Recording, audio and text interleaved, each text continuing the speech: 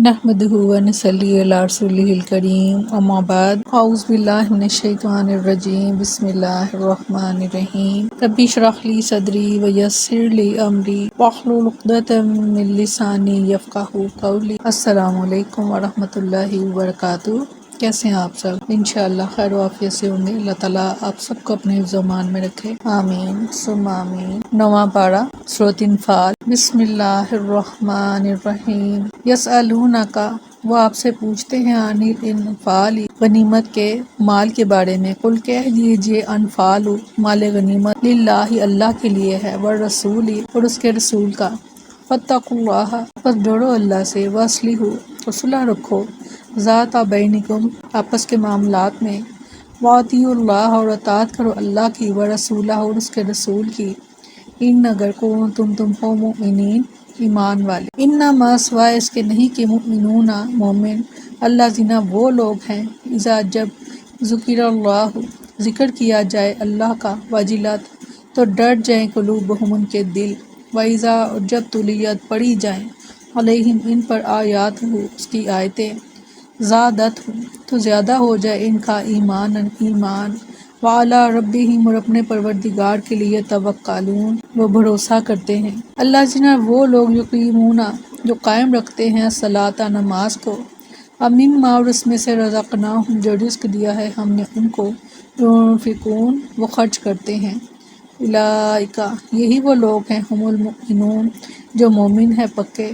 حقا سچے، لہم ان کے لیے درجات ان درجے ہیں، عند پاس ربہم ان کے پروردگار کے، مغفرۃ اور بخشش ہے، ورزق کریم اور عزت والی روزی ہے، کما جس طرح اخرجا کا آپ کو نکالا ربک آپ کے پروردگار نے، من بیتک آپ کے گھر سے، بالحق حق کے ساتھ، وَإِنَّ اور بے شک فریقاً ایک جماعت، من المؤمنین مومنوں میں سے، لکارہون البتہ ناخوش تھی۔ آیت نمبر 1-5۔ فرمایا کہ وہ آپ سے غنیمت کے بارے میں پوچھتے ہیں، کہہ دیجئے غنیمتیں اللہ اور اس کے رسول کی ہیں، سو اللہ سے ڈرو اور اپنے آپس کے تعلقات درست کرو، اور اللہ اور اس کے رسول کا حکم مانو اگر تم مومن ہو۔ غزوہ بدر میں مسلمانوں کو اللہ کی غیبی مدد کے ذریعے فتح مبین ملی، بڑے بڑے صنادید قریش مارے گئے، اور جو قتل ہونے سے بچ گئے ان میں سے 70 آدمی پابند سلاسل کر دیے گئے، جبکہ باقی مکہ کی طرف بھاگنے میں کامیاب ہو گئے۔ یہ تمام مقتولین، قیدی اور بھاگنے والے کفار قریش اپنے پیچھے بہت سارے ہتھیار اور دوسرے اموال غنیمت چھوڑ گئے۔ کچھ مسلمانوں نے انہیں جمع کیا، کچھ مسلمانوں نے دشمن کا پیچھا کیا، اور کچھ جاں بازوں نے نبی کریم صلی اللہ علیہ وسلم کے گرد گھیرے ڈالا رکھا تاکہ دشمن ان پر حملہ نہ کر دے۔ رات کے وقت جب سبھی اکٹھے ہوئے تو ان غنائم کے بارے میں آپس میں باتیں کرنے لگے۔ کچھ لوگوں نے اموال غنیمت کے سلسلے میں دور جاہلیت کے ماندہ سماجی اور اخلاقی اثرات کے تحت اپنی اپنی محنت اور جان فشانی کے مطابق اپنا اپنا حق جتانا شروع کیا، تو اللہ تعالیٰ نے یہ آیت نازل فرما کر مسلمانوں کو بتایا کہ میدان جنگ میں جو اموال غنیمت ہاتھ آئے ہیں وہ اللہ اور اس کے رسول کے ہیں۔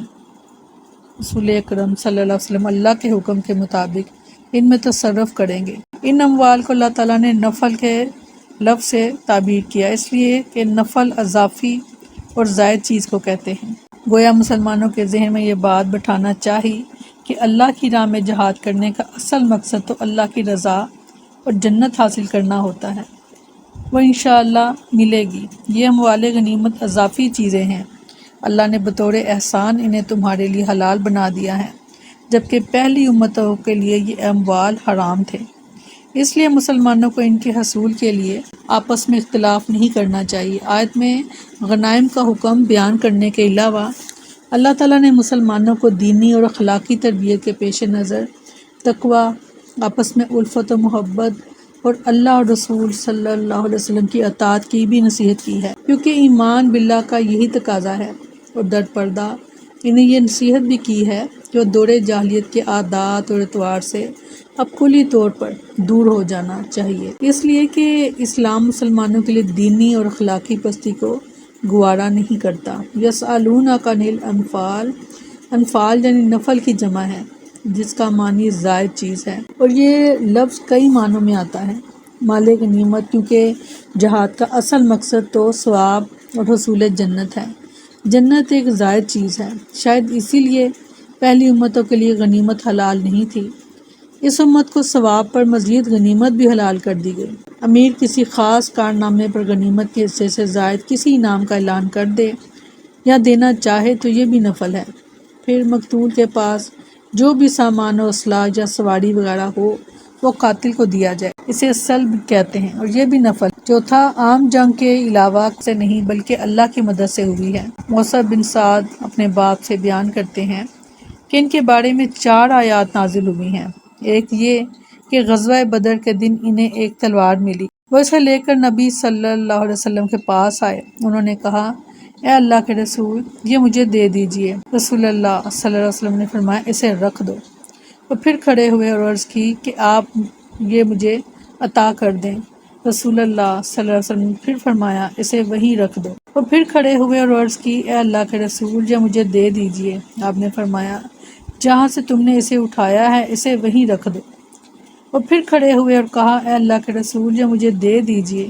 کیا میں اس شخص کی طرح رہوں گا جو نادار ہے؟ رسول اللہ صلی اللہ علیہ وسلم نے فرمایا، اس کو وہیں رکھ دو جہاں سے تم نے اسے اٹھایا ہے۔ پھر انہوں نے کہا کہ پھر یہ آیت جو ہے وہ نازل کی گئی کہ وہ آپ سے غنیمتوں کے بارے میں پوچھتے ہیں۔ کہہ دیجئے غنیمتیں اللہ اور رسول کے لیے ہیں، سو اللہ سے ڈرو اور آپس کے تعلقات درست کرو اور اللہ اور اس کے رسول کا حکم مانو اگر تم مومن ہو۔ اور پھر فرمایا کہ آپ صلی اللہ علیہ وسلم نے فرمایا کہ اس مال غنیمت کی تلوار پر نہ میرا حق ہے اور نہ تیرا۔ تو سیدنا سعد رضی اللہ عنہ بیان کرتے ہیں کہ میں چلا گیا اور میں نے سوچا کہ آپ یہ تلوار شاید کسی ایسے شخص کو دے دیں گے جو میری جیسی آزمائش میں مبتلا نہیں ہوا۔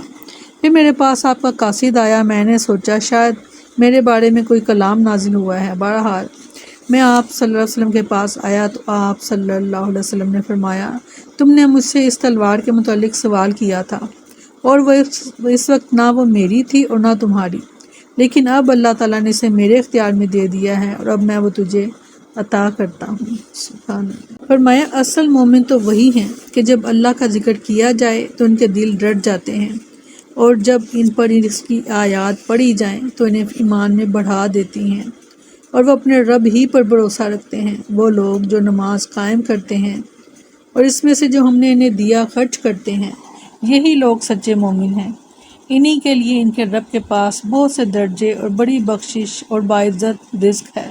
اللہ تعالیٰ ہمیں ان میں شامل فرمائے، آمین ثم آمین۔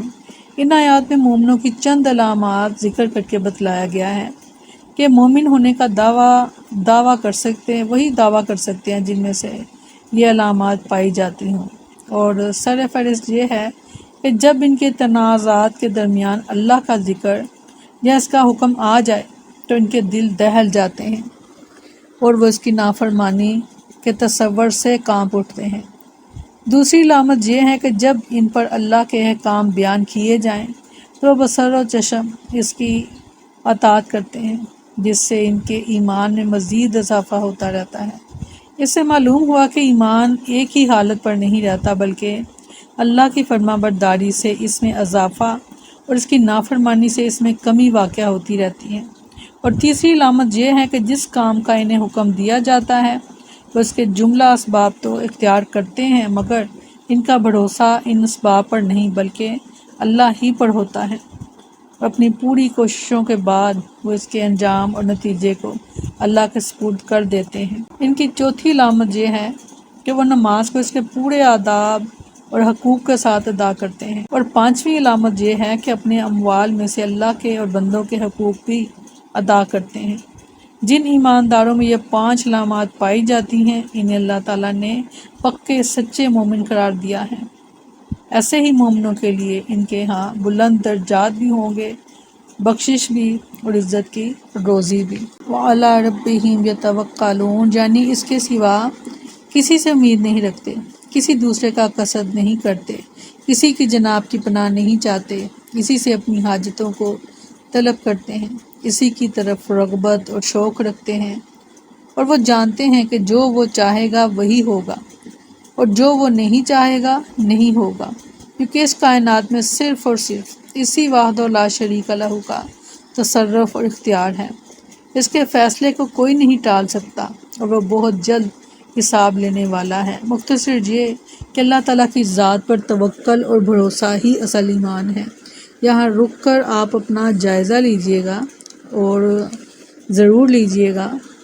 ابھی ہم نے علامات پڑھی مومنوں کی، تو کیا قرآن کا جب حکم کوئی آتا ہے اللہ کا اور اس کے رسول کا تو کیا آپ ڈر جاتے ہیں؟ یا آپ نے اپنے آپ کو چیک کرنا ہے، اس لیے کہ یہ موقع میں بار بار نہیں ملیں گے۔ ساتھ ساتھ اپنا خیال رکھا کریں، اپنے ایمان کی بہت حفاظت کیا کریں، کیونکہ دنیا ایسا مقام ہے جہاں پل پل میں ایمان ڈول جاتا ہے، اور جن کا بھروسہ اللہ پر ہوتا ہے وہ کبھی بھی پریشان نہیں ہوتے، کیونکہ ان کو پتہ ہوتا ہے کہ ہر کام میں اللہ کی طرف سے خیر ہے۔ سیدنا ابو سعید خدری رضی اللہ عنہ بیان کرتے ہیں کہ رسول اللہ صلی اللہ علیہ وسلم نے فرمایا، اہل جنت بالا خانوں میں رہنے والوں کو اپنے اوپر اس طرح دیکھیں گے جس طرح تم مشرق اور مغرب میں افق پر صبح کے وقت باقی رہ جانے والے چمکدار تارے کو دیکھتے ہو۔ یہ ان کے درمیان درجات کے فرق کی وجہ سے ہوگا۔